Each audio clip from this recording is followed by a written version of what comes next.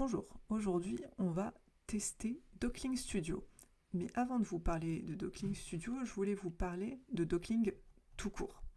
Donc Docling, c'est un projet open source initié par IBM Research à la base, qui est vraiment mon go-to pour faire de l'analyse de PDF et extraire du texte de PDF et de plein d'autres types de documents, comme c'est signalé ici.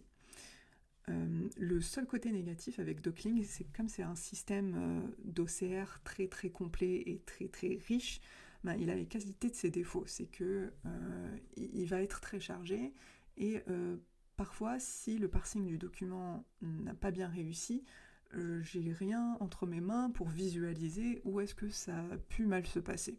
Docling Studio va résoudre exactement ce problème-là et va nous permettre de visualiser le layout et plein d'autres choses. Donc déjà, ils ont un GitHub avec une documentation qui est plutôt bien construite. Vous pourrez utiliser l'application que je vous montre via un Docker Run ou un Docker Compose et faire tourner les analyses sur votre CPU directement. Donc ça reste local et privé. Et donc vous chargez votre PDF ici, vous lancez l'analyse, après ça va mouliner, je vous ai épargné ça, et on peut regarder des exemples de résultats ici.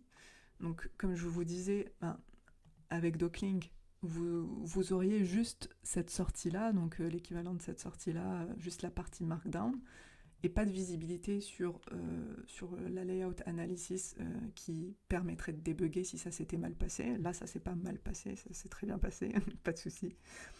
Donc là, on voit bien que on a détecté que c'était un section header. Là, c'est du texte. Là, c'est du texte. Pareil, section header. Et on peut aller sur la page suivante, regarder ce qui s'est passé. On peut aller sur cette page ici, on voit bien que ça détecte que c'est une image par ici.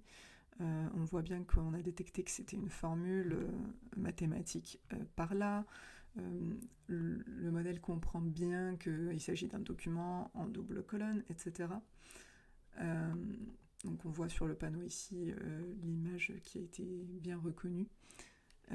Donc pour cette capacité de visualisation, moi j'aime beaucoup Docling Studio. Ça me manquait vraiment chez Docling de ne pas pouvoir visualiser ça par moment.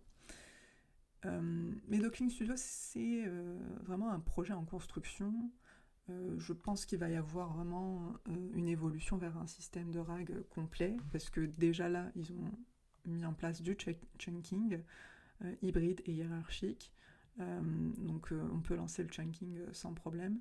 Et je pense qu'il y a quelques jours, il y a déjà eu une nouvelle évolution pour calculer les embeddings à partir des chunks.